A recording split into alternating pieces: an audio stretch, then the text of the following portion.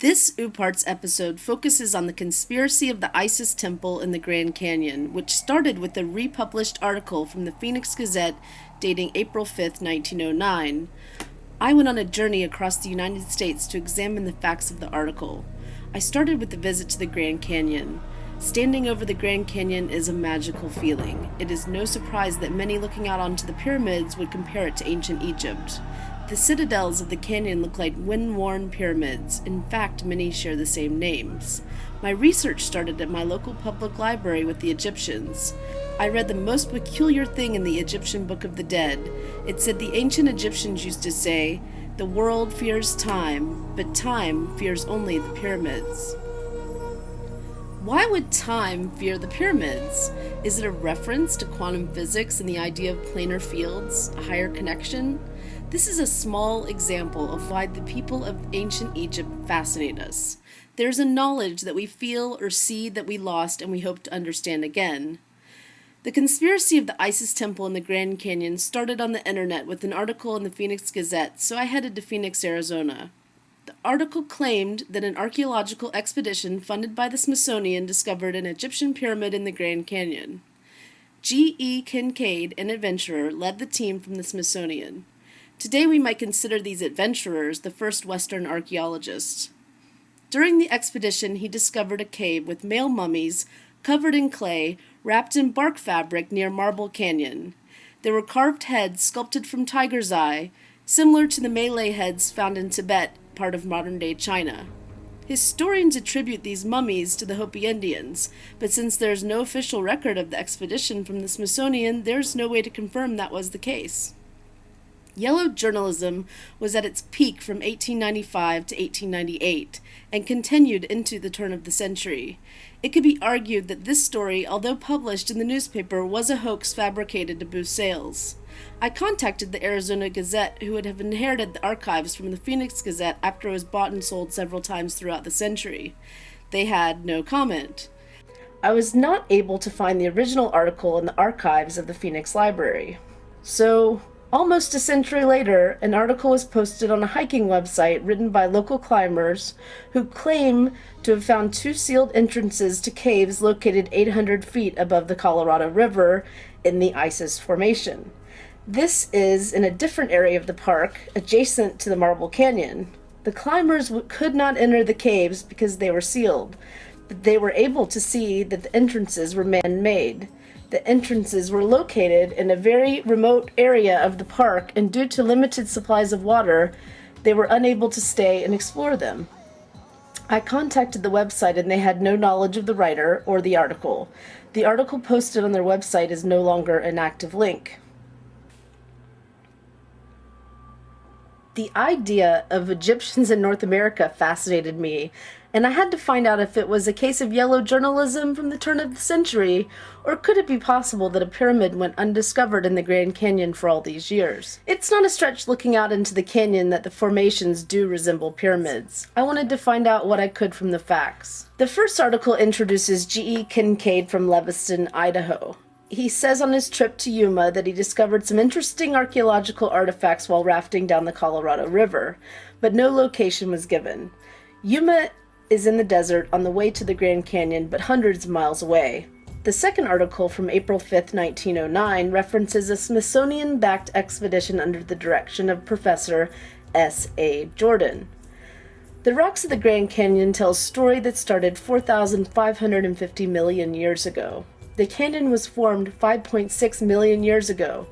It is possible that a multitude of civilizations could have inhabited the area. I thought about the biblical reference in Genesis of the people that lived before a great flood. The Bible talks about an antediluvian civilization on Earth. The first historical record is of the Native American Indians that inhabited the area at the same time as the ancient Egyptians. It is possible that the Native Americans had a connection to other parts of the world. One could argue that all of these people living on Earth concurrently could have had contact with each other, just as we do today. My burning question was, could it be possible that there is an undiscovered pyramid in one of the most visited parks in the world? I spoke to the Park Service, and the caves in the area of the Isis Formation have not been explored due to lack of resources. No archaeological excavations have been done in the history of the park's creation, according to the Grand Canyon Park staff. As an objective journalist, I had to admit it was fascinating that no one had explored the caves. In the article, it states that the area of the Isis Formation was close to the general public. The Park Service indicated it would be possible to get a hiking permit for that area. However, all caves in the park are off limits. They told me there was an incident of looting where a fire burned Hopi artifacts in the Marble Canyon cave, so they closed all the caves. The park requires 4 months prior reservation to book a backcountry hike, but walk-in permits are sometimes possible depending on the skill level of the hiker because of the challenge of the terrain. The permits issued do not overlap between hikers to give each person a true wilderness experience. The applicant must have substantial proven hiking experience. Hopi and Navajo artifacts have been discovered in the caves near Marble Canyon for the better part of a century. These artifacts were clearly attributed to those specific tribes of Native Americans.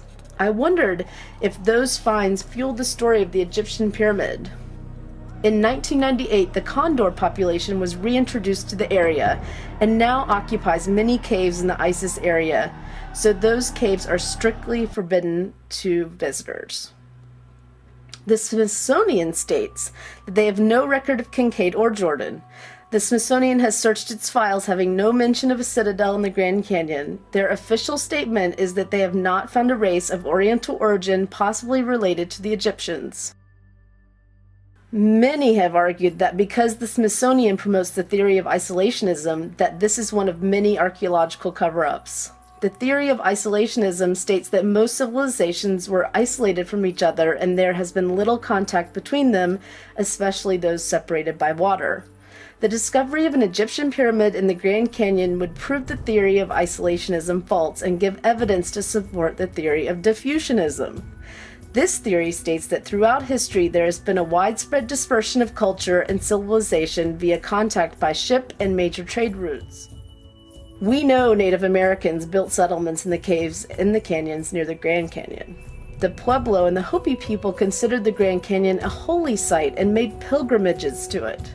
A Hopi legend suggests that ancestors lived in an underworld in the Grand Canyon until dissension arose between the good and the bad. Macheto, a Hopi god, counseled them to leave the underworld, then the people of the One Heart climbed out. The first European visitor on record was explorer Garcia Lopez Cardenas, a reported member of Coronado's expedition to Mexico. The canyon remained largely unexplored by American settlers until just after the Civil War in 1869. It is unknown the origin of the names for many of the formations. Charles Dutton is credited with naming some of the formations. He felt that the formations were greater than any one man, so he used the names of gods and mythical figures.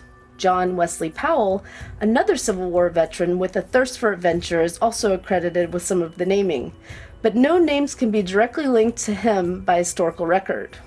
There is not a direct link to any of the explorers to the Egyptian naming of Isis, Cheops, Osiris, and Ra, all located in proximity to each other adjacent to the Isis Formation.